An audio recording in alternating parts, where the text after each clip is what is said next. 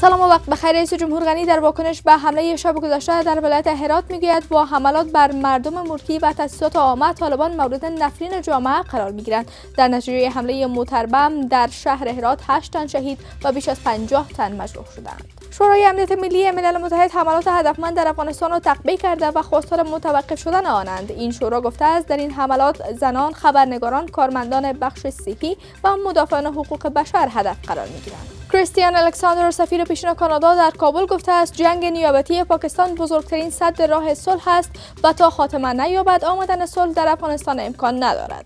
آنتونی بلینکن وزیر خارجه آمریکا در صحبت با آنتونیو گوترش سرمنشی ملل متحد به خاطر تعهدش در زمینه کمک برای پیشبرد گفتگو درباره توافق سیاسی عادلانه، دوامدار، آتشبس دائمی و جامع در افغانستان تشکر کرد. و وزارت امور داخله میگوید زمان تمدید ثبت موترهای بدون اسناد پایان یافته است و پس از این موترهای بدون اسناد ضبط و صاحبانش تحت تعقیب قرار میگیرند.